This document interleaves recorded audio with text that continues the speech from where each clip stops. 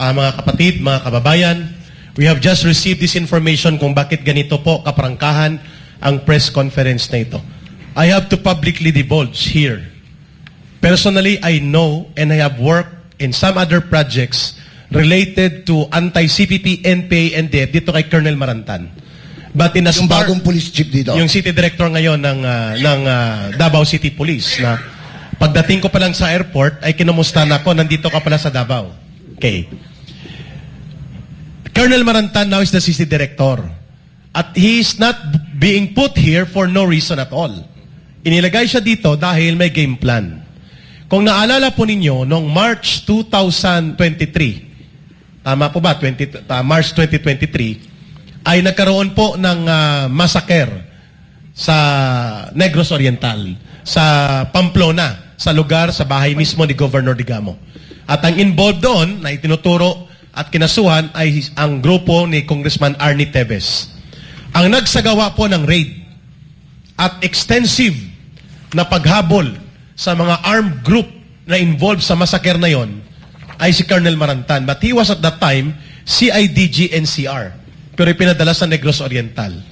The game plan was to adopt that kind of approach dito sa Kingdom of Jesus Christ. Ano bang record ni Colonel Marantan as per public open source information? Si Colonel Marantan po ay involved sa maraming mga high level na mga madudugong police operation na may mga namamatay. Ito'y tinuturo siya na involved sa mga away na mga waiting lords sa Timonan, Quezon na ikinasawi na mahigit 10 sa isang rub out. Kapwa pa niya polis. Kapwa polis din ang involved at may ilang mga armed forces personnel na nadamay. At may Valle Verde Syndicate operations noon na ang pangalan niya rin ay lumabas. At rub out ang itinuturo. At ito'y involved dito ang Task Force Limbas. This is about anti-kidnapping operations and anti-carnapping. Dalawang units. At maraming mga reklamo sa kanya tungkol sa Waray-Waray Osamis Gang shootout sa Parañaque na may mga rub out allegations no less than human rights lawyer Jose Manuel Jokno. Ito yata si Shell Jokno. Shell Jokno. At kinasuhan siya. At timunan rub out at marami pa po, no? These are 5-6 pages. Na-dismiss po ito, si Colonel Marantan, at nakabalik.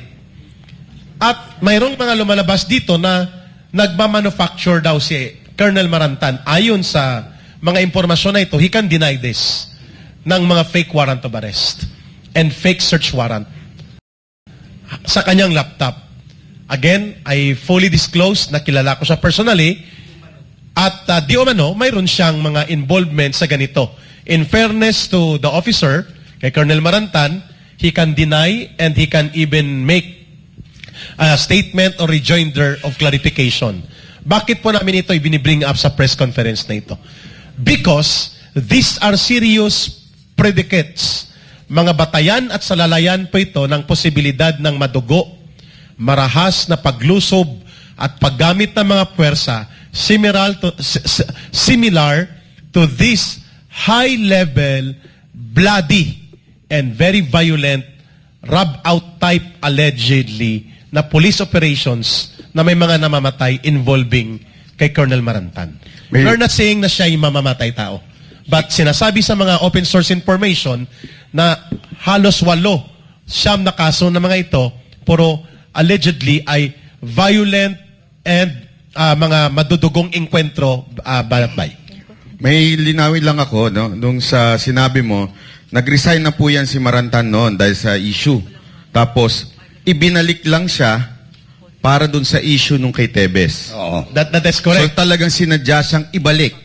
Nag-resign siya sa CIDG NCR because of the command responsibility ng kanyang mga tauhan. May ni-raid na madyungan sa Binondo at ang nawala ay hindi madyung set kundi mga Rolex. Yun. So, nung binalik siya, doon nagkaroon na ng mga tanim-tanim, di umano. Okay? Tama si Brother Banatbay. At tinanong ngayon ang PNP kung si Colonel Marantan ba ay taga-Department of Agriculture. Dahil sa pagtatanim. Oo, pero sinabi naman nila na hindi. Ah. Kaya pinloating lang. Pero ang tanong dito, kasi hindi masyado nalinaw yun, tumawag sa'yo yung nasa airport ka? Tinanong lang ako kung nandito ako sa Tinawagan ka dito lang, ngayon lang. Ngayon lang. pagdating Ah, na. tinawagan ka. Hindi ka naman tinakot. Ay, hindi naman. Kasi si Magkakila- attorney, medyo iba yung Si pagtao. kay Tore yun. Kay Oo. Tore, may pagtakot ng konti. Diyan, hindi ka naman tinakot. Actually, ang sabi ni Colonel Marantan, we hope we can talk. I hope we can talk, ka Eric, you know, I am for justice. Sagot ko naman sa kanya, may exchanges naman. I am also for justice. Kumusta ka? May press conference kami Ang ngayon. galing niya. Jowa mo ba yun? Kasi ang bilis malaman na pumunta ka dito, ha? Pagdating mo, alam niya na kagad. At malamang pati kayo din at si Ma'am Lorraine ay namomonitor na dyan sa airport. Okay. Ang punto namin ni Sir Jay, briefly Sir Jay, pipasa ko sa iyo. Ibig sabihin po, in fairness to Colonel Marantan, he has the right to respond to this.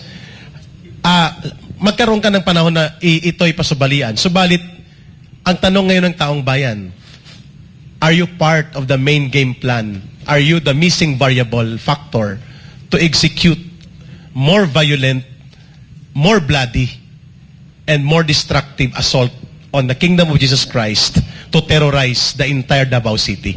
Nagtatanong Are you ka na? lang. Nagtatanong kami. Oo. Ngayon, mabuti si Colonel Marantan, ganyan, ano? Ako, grabe, nasyak ako dun sa Senate hearing. Harap-harapan sinabi ni Nicolas Torre na gusto niya tumira rito ng isang buwan. Magdadala siya ng 1,500 na tulisan, kapulisan, no?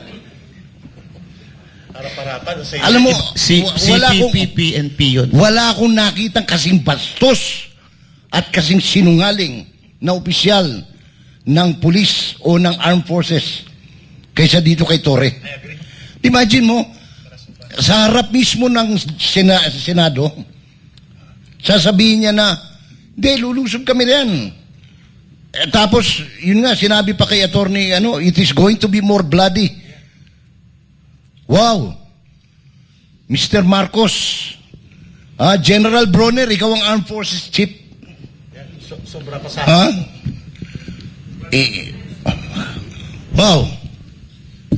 Speaking of Colonel Marantan, nagkandak po kami meron kaming interview kay Director General Bantag before, at isa sa mga sinabi niya sa amin na meron daw shoot to kill order sa kanya, at si Marantan din di umano yung inatasan para i-hunt siya. So, talagang makikita mo na yung reputation talaga nitong tao na ito ay talagang siya yung tagagawa ng mga, kumbaga, karahasan or yung mga hindi kayang gawin nung normal na mga pulis, siya yung, kumbaga, executioner. Kasama, according to DG Bantag. And di umano, si Marantan daw ay involved sa mga rob-out, shoot-out, kidnapping, abduction, fabrication of fake warrants, overkill, and excessive force.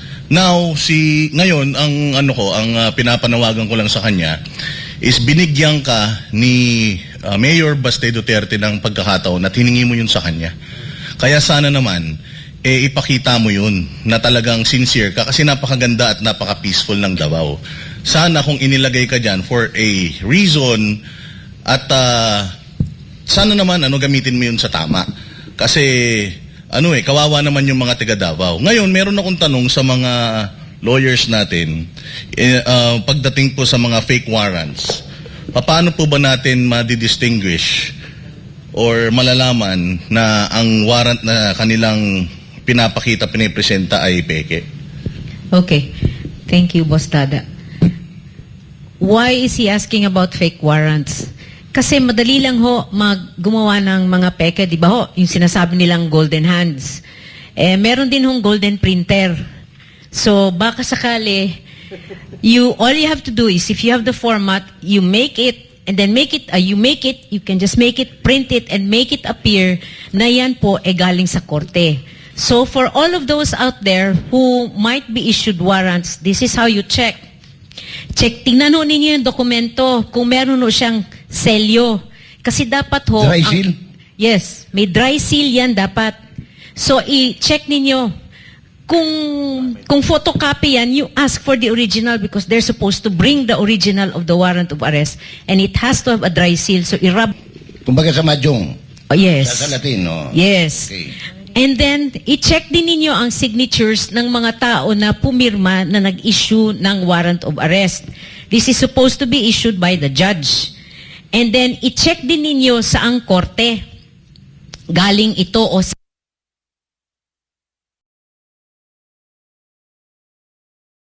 ang mga numbers ng courts. You can call the courts and check, meron ba talaga kayong na-issue na warrant of arrest? In this case, i-check ninyo yung case number, i-check ninyo yung caption, People of the Philippines versus ganitong tao.